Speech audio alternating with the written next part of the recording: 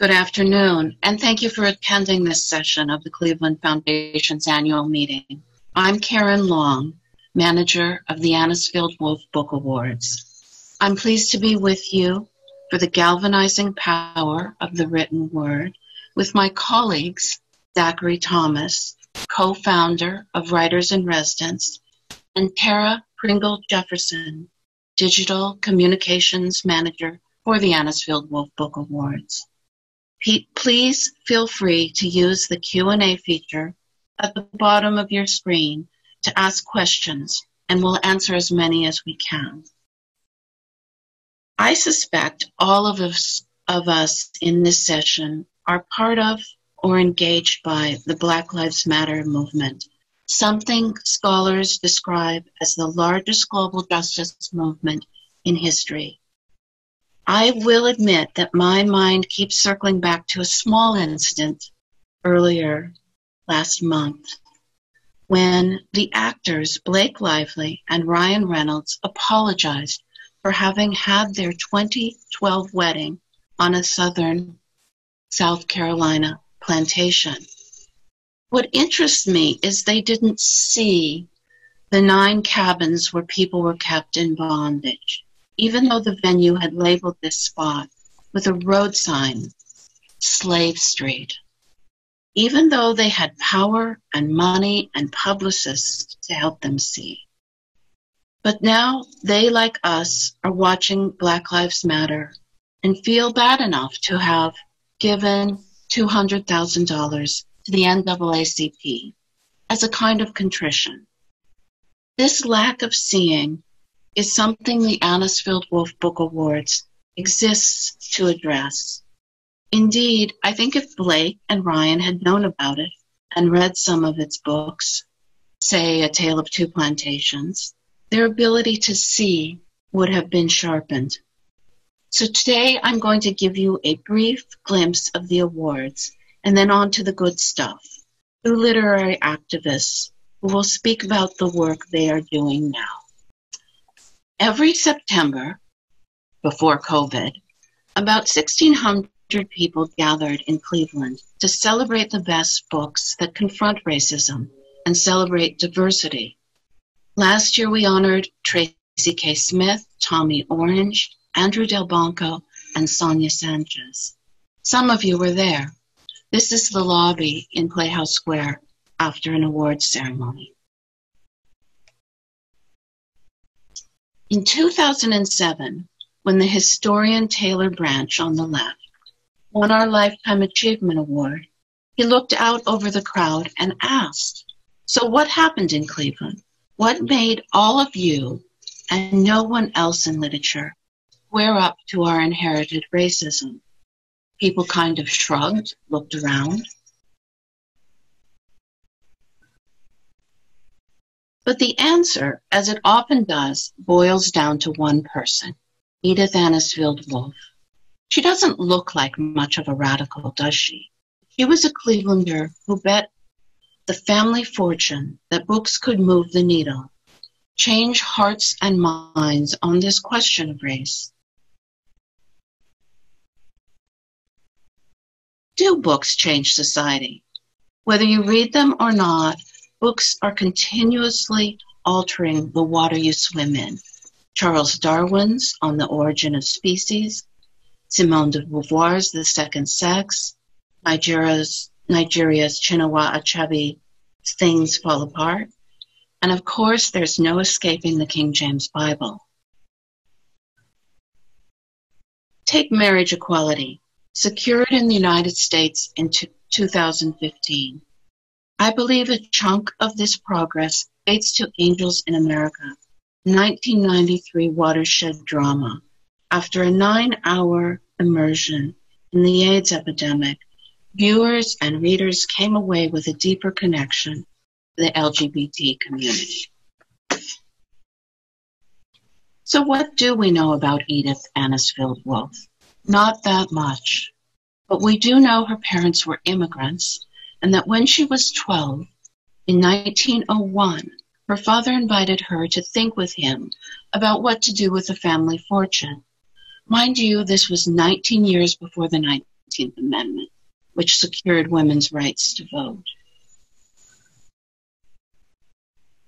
After John Anisfield died in 1930, and this is 1930s Cleveland, his daughter created the Book Awards in his honor. Know that Edith Cleveland was completely segregated. Clubs, schools, synagogues, parks, churches. It may as well have been Biloxi, Mississippi. But as war clouds gathered over Europe and Jews became more imperiled, Edith landed on the prize in 1935. So who's won an Anisfield Wolf? Harlem Renaissance genius Zora Neale Hurston? Gunnar Myrdal with his watershed American Dilemma? A then obscure Georgia preacher in 1959, Martin Luther King Jr.? Maxine Hong Kingston, Junot Diaz, Colson Whitehead. Their books have set the table of America's conversations. Take Toni Morrison, born just west of here in Lorraine in 1931. Her parents came north from Alabama. If they hadn't, America's Nobel laureate in literature wouldn't have gotten a library card. She grew up here, went east to Howard University, became an editor, started writing on the side. About 15 years ago, the New York Times polled several hundred critics on the best novel of the past quarter century. There was a surprisingly high plurality who picked Morrison's masterpiece, Beloved. You remember the story is set in Cincinnati, in a house haunted by a murdered girl.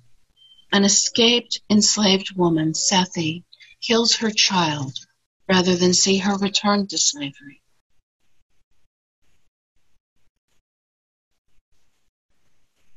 Why should we remember something as horrible as slavery? That's a question that I often get. As Taylor Branch noted, it is the American story, and part of that story is resistance. We all stand in our identity, certainly, but books also give voice to what we long to become, as individuals, as a nation.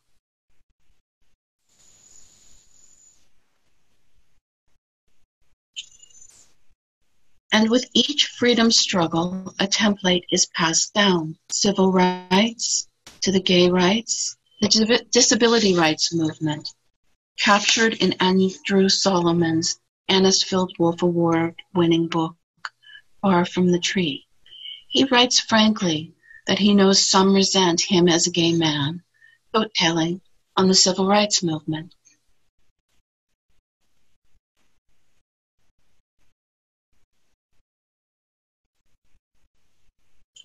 Just as some in the LGBTQ movement resent people with autism demanding a place at the table. But as Andrew said here in 2013, until all people are free, nobody is free. Rather, what Edith might say herself.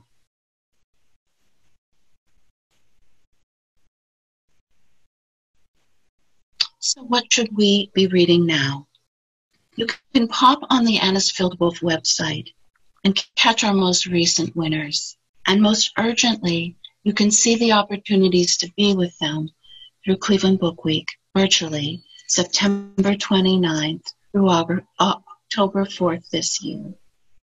Now, let me turn this over to my colleague, Zachary Thomas. Hi, and good afternoon. Before I begin, I want to thank the Cleveland Foundation and the Anisfield Book Awards and Edith Anisfield Wolf herself for allowing me the opportunity to talk to you all today about writers in residence. I'm truly honored to share this virtual space with everyone. As you've already heard, my name is Zachary Thomas, and I'm the co-founder and program director of Writers in Residence. We teach creative writing to youth who are incarcerated to empower their voices and assist in their re-entry into society. Like many programs and initiatives, Writers in Residence started as a question that the Carol Ballage program, a student-run organization that played basketball and mentored the youth at the Cuyahoga County Juvenile Detention Center, inspired me and three of my closest friends to ask. Instead of playing basketball, could we facilitate creative writing workshops with the youth?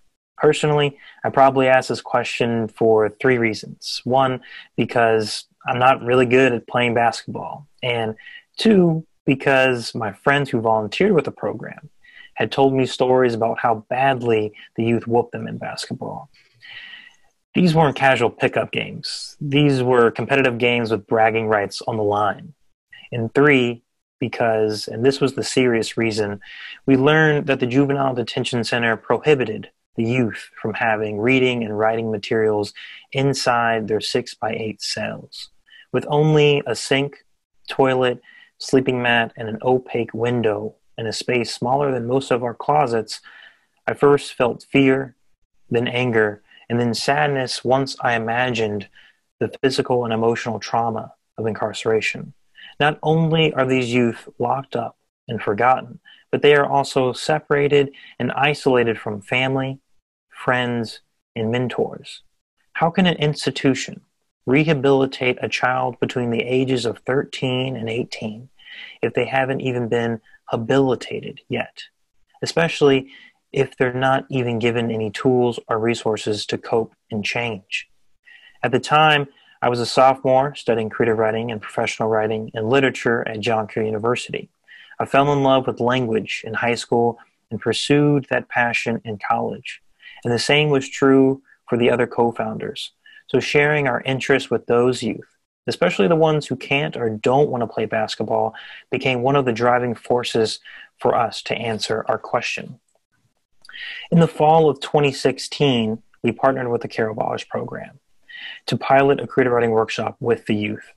After getting absolutely destroyed in basketball, we retreated to the Juvenile Detention Center's library and discussed advice. Advice given to us, advice we would give specifically to our younger selves, and advice we wish we would have been given by analyzing Mos Def's Umi Says and Langston Hughes's Mother to Son. As soon as we gave the residents the prompt, we only heard their pencils lead drag across their blank papers for 20 minutes.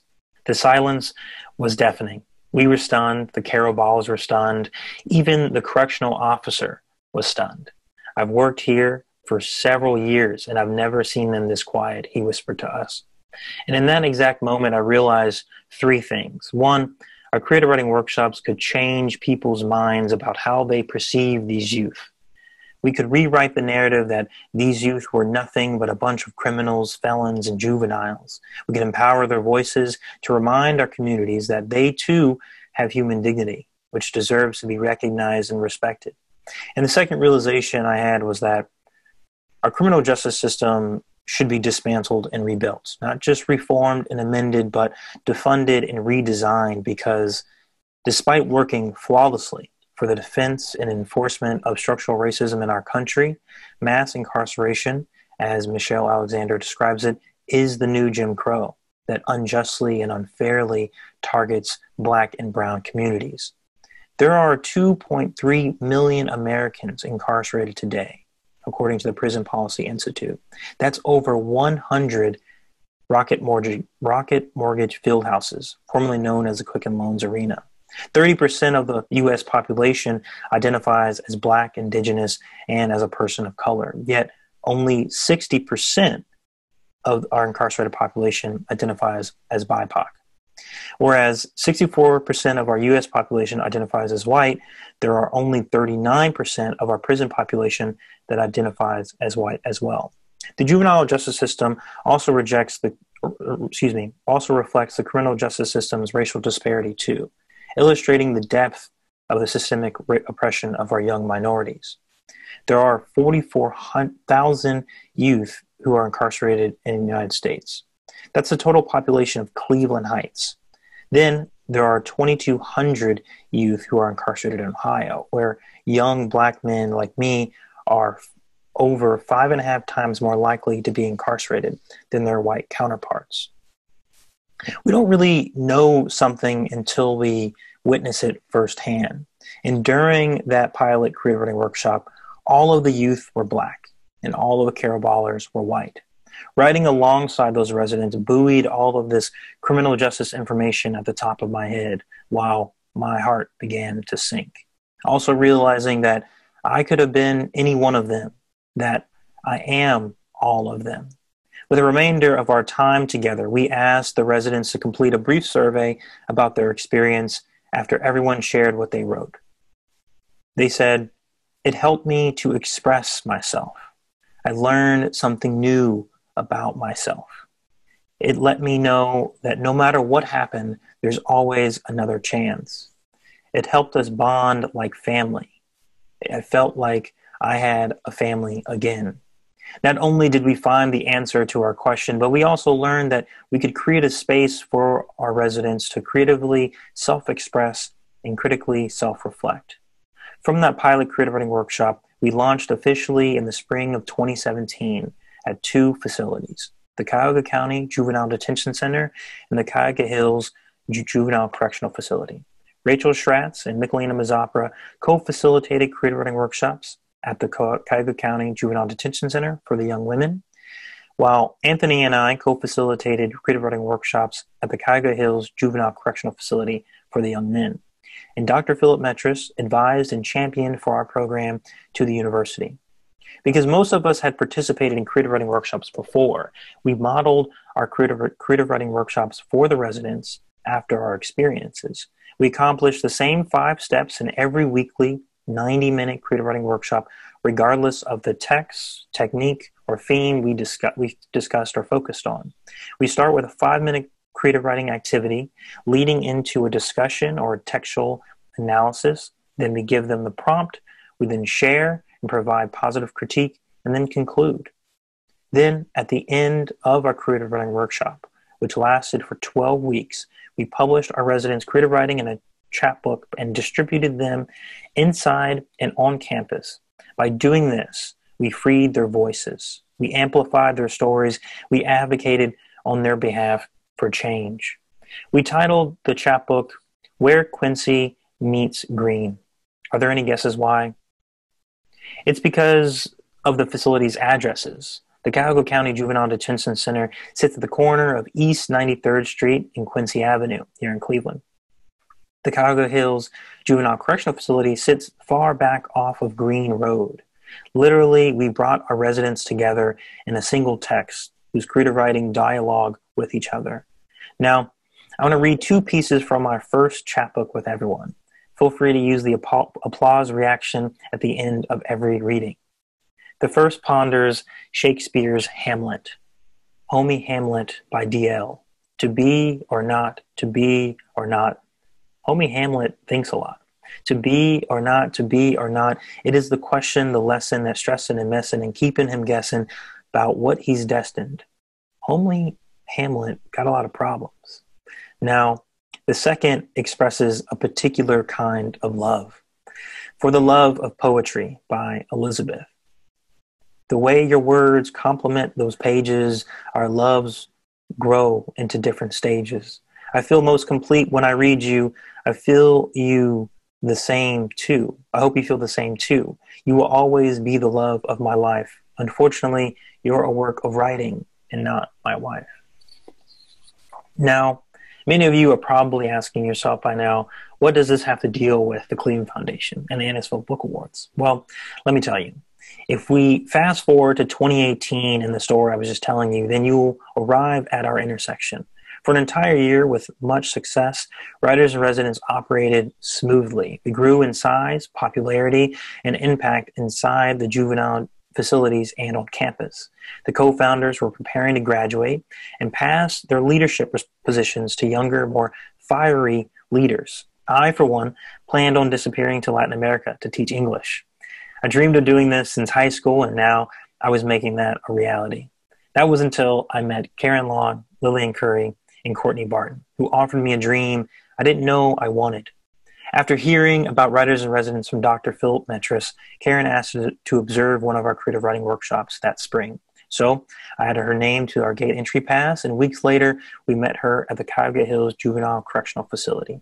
I remember that evening being extremely cold and windy and snow on the ground, but I can't remember what our actual creative writing workshop was about. Perhaps I was too anxious that one of our residents would say something inappropriate or not participate.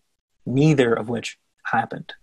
During our creative writing workshops, we demonstrate kinship, a term Father Greg Boyle from Homeboy Industry defines as not serving the other, but being one with the other. As guests, we enter our residents' homes, so to speak. We meet them on the margins without prejudice, condescension, or a savior complex to bridge our differences and create a community. We don't ask any of our residents why they're incarcerated because we don't care. We only care about what they want to do after their incarceration to never return or recidivate.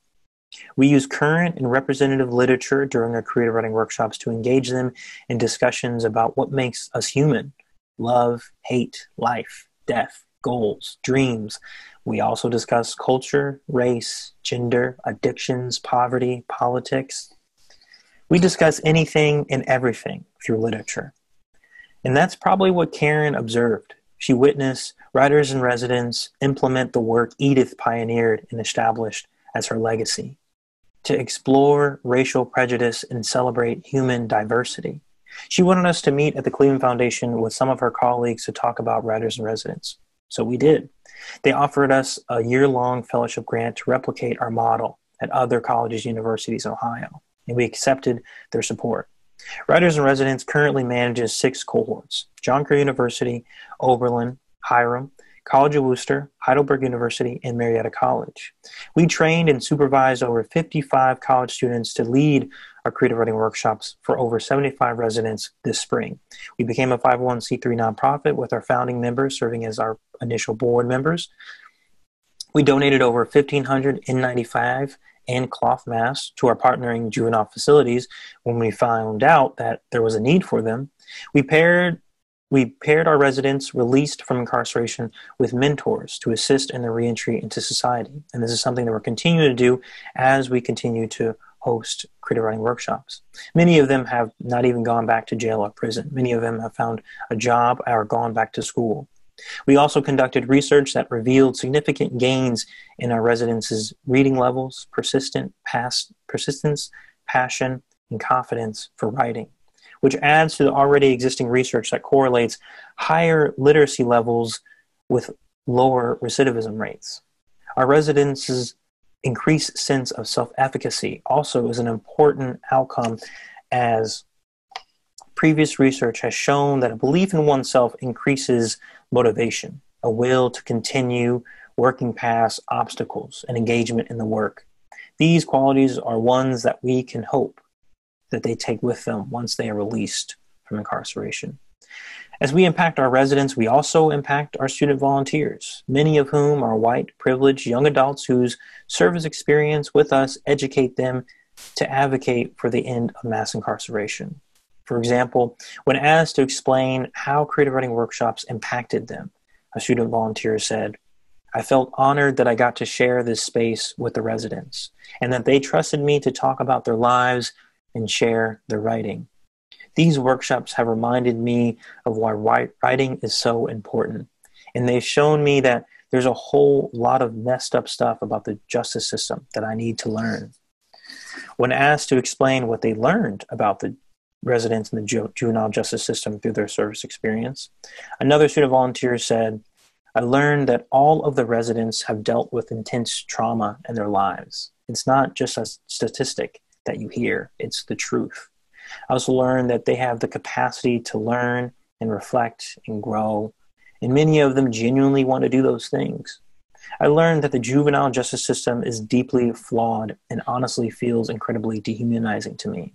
It broke my heart that one resident every week asked us, 'What's the weather like?' Not because of small talk, but because he hadn't been outside since coming to the juvenile detention center, even though there are regulations in place to keep the residents safe and healthy. They often are at the mercy of the guards. Do the guards want to go outside? If they don't, then the residents won't go outside. Do the guards think it's cold inside? If they don't, the residents won't get an extra blanket, even though if they truly need one and are technically allowed to have one, they won't. It makes absolutely zero sense to me that in a time when we should be teaching these kids responsibility, we are giving them absolutely zero control over their lives." As I end my presentation, I want to close with two takeaways. One, Writers' Resonance embodies Edith's legacy by unifying populations, communities, to understand different social justice issues, such as racial discrimination, that in our line of work systemically mass incarcerates Black and brown people. Black and brown people whose stories we amplify for everyone to hear and echo, producing, hopefully, ripples in how we see and talk about those behind bars and in our families. And in cages to our families and friends and colleagues. The final point is, which leads me to say that amplifying someone's story is free. It doesn't cost you anything to tell someone's story in a space where that story needs to be heard to create change. Thank you for your time and attention this afternoon listening to my presentation. Thank you again to the Cleveland Foundation and the Anisfield Book Awards and Edith Anisfield Wolf. If you're intrigued to learn more about Writers' Resonance, please visit our website at writersresonance.org. Next, I would like you to welcome Tara Pringle Jefferson, who will share more stories about the galvanizing power of the written word. Thank you so much. It's so wonderful to be part of a book award that not only honors the topic of diversity and anti-racism, but tries to take that work from the page to the community itself. As Zachary said, I'm Tara Pringle Jefferson, and I've worked with Karen and the Anisfield Wolf Book Awards for the past 9 years, handling its digital communications and facilitating parts of its community engagement outreach. We've done a number of community events over the past few years together, but there's 3 in particular I want to highlight. First, we spent 3 summers at Cleveland's Fatima Family Center, allowing youth in its summer program to interact with writers who lived in their own backyard. So not only that, we created spaces to ponder issues of racial justice and equality together. I personally had the privilege of leading a workshop on using their voices and helping them determine what causes they were willing to use their powerful voices to uplift. In that session, we talked about Bree Newsom, a filmmaker and activist who climbed the flagpole at the South Carolina Capitol building, risking her life to remove the Confederate flag that flew there. And I asked the students, what do actions like these mean to you? The conversations that arose have stuck with me, and I know that some of those students are likely some of the same ones raising their voices for justice during these protests. Another program we hosted was with our 2014 winner, Adrian Matika, who won for his book, The Big Smoke, on boxer Jack Johnson. Instead of putting him in a library auditorium, we hosted him at a poetry reading at Cleveland's Old Angle Gym, bringing in boxers and poets together to mingle in a way that doesn't typically happen. It brought his work to life, no doubt bringing a few of the boxers present to poetry and some of the poetry fans to appreciate the sport of boxing. The third program was a highlight of our Cleveland Book Week 2019, where Indigenous author Tommy Orange, who won that year's award for fiction, brought his novel There to a historic church on Cleveland's west side. Now, interspersed with his reading was a celebration of Indigenous culture in Northeast Ohio. We hired a local Native cook to make traditional fry bread, and we watched as Native dancers and drummers from the Lake Erie Native American Council perform traditional powwow dances in a drum circle. Our goal is to take the themes and intention behind these award-winning books and embed them into the community where they can do a world of good. Now, outside of my work with Anisfield Wolf, I also run a digital wellness collective for Black women and women of color. It's called the Self-Care Suite. You can read more about us at theselfcaresuite.com. There, I share what I've dubbed the Self-Care Syllabus, which features works from Bell Hooks, Audre Lorde, Alice Walker, and some other contemporary authors like Mira Lee Patel, Cleo Wade, and more. I really firmly believe that reading someone else's story of survival and triumph, it makes it easier for you to claim your own. Now, I was thinking about this over the summer as I watched the nation be rocked by protests after the killing of George Floyd. I found myself yearning to do something to make a difference in my own community. So I turned to the thing that always, over and over again, helps me to make sense of the world. I wrote. So I pulled together years of personal frustrations as a mom within my children's school district, and I sent a 1,200-word email to administrators. That email led to an invitation to speak to the school board, the mayor, the superintendent, and lead administrators at each school in the district. That meeting led to the creation of the district's Diversity, Equity, and Inclusion Committee, which I'm now on the executive board. My role moving forward is to assist with an audit of the district's curriculum to see how to create more diverse reading selections within English and more equitable lessons in history for social studies courses. I look forward to advocating for more Toni Morrison, more Langston Hughes, and more Zora Neale Hurston. I close my email to the school board with this. As I reflect on the class of 2020, I think about what 13 years in this district has taught them.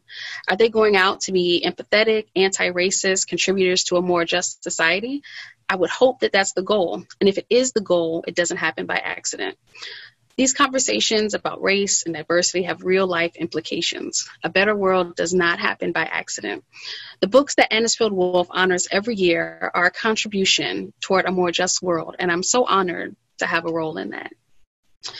So now we have some time to take some audience questions. You can use the Q&A feature below your screen or on your screen somewhere to send us any questions that you have. As time is allots, we can try to answer them for you. So let's see if we have any that are available. So I have one: what readings or prompts have the residents responded to most?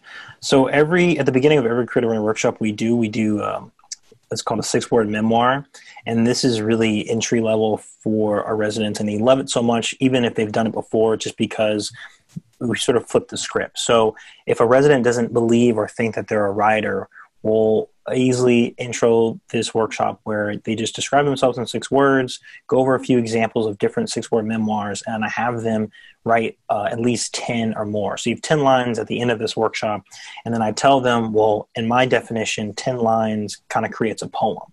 So for them, by splitting it up in these little small bite-sized pieces, and then from them to see the whole collective work, they're like, whoa, like I understand what you did there. Like, that was pretty cool. And they sort of believe at that point, okay, I actually can write poetry. I can actually do other things. So I use that as a stepping stone, because then after week 2 and 3, I don't allow any excuses of like, oh, I can't write poetry, because they've already seen that they can do it before. So that one's a pretty successful one that they enjoy, even if they've gone and done it before. Thank you for the question.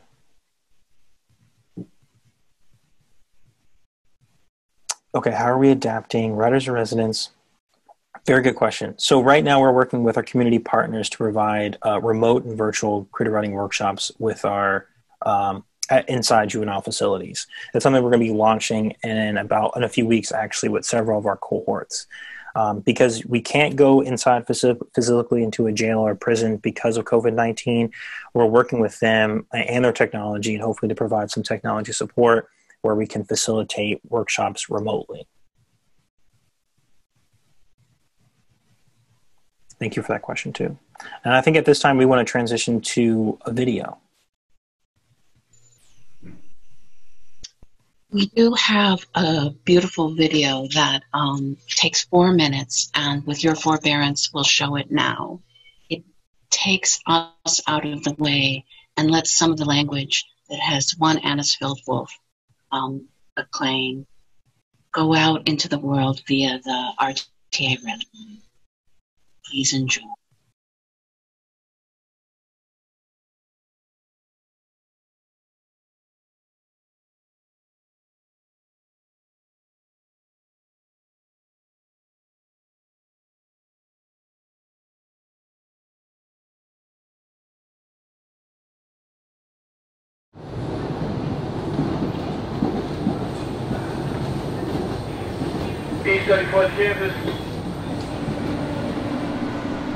First, a conversation.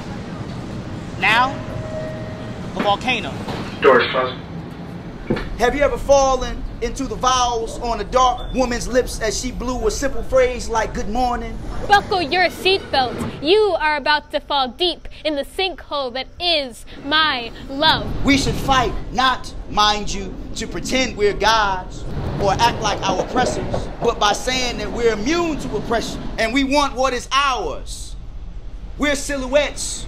I propose we'll not only place the brotherhood of sleeping car porters and maids on equal terms with their white brothers and sisters, but also to put us on better terms with our own black spirits. Greetings, Earthlings. My name is Slow and Stumbling. I come from a planet troubled. I am here to love you uncomfortable. Tell me that though the world ends us, lover, it cannot end our love of narrative. Don't you have a story for me, like the one you tell, with fingers over my lips to keep me from sighing? In brilliant pinks and reds, and my new love, with a sweet smile on his sour lips. He holds down one coast, I wander the other like any African American.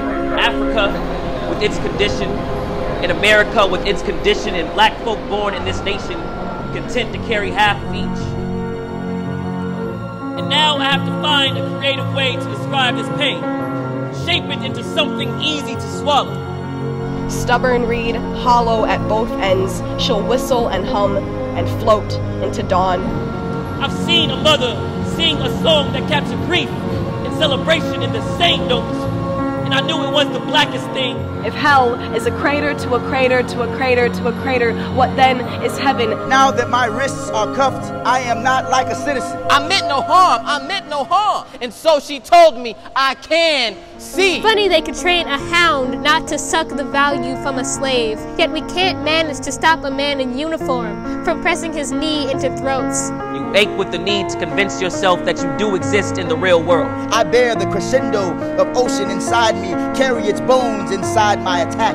I am a wave reaching beyond this shore. A junk man I know, a man of vision, has supplied me with wire and sockets. Nothing, storm or flood, must get in the way of our need for light, and ever more and brighter light. The truth is the light, and the light is the truth.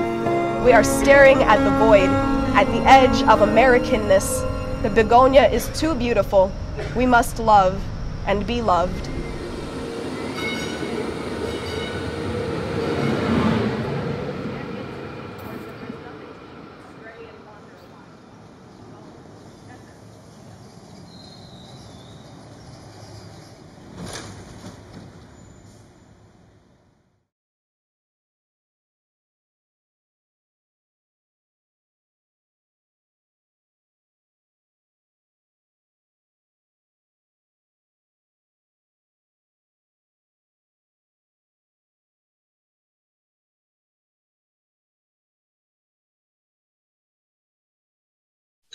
I want to thank you for attending this session. Please join me in giving a virtual round of applause to our panelists. You'll receive an invitation to take a brief community survey. Please do consider sharing your thoughts. And there is still time to register for more activities on Wednesday, Thursday, and Friday. Please check out the rest of the series on the Cleveland Foundation website. Thank you so much for your kind attention. Have a great afternoon.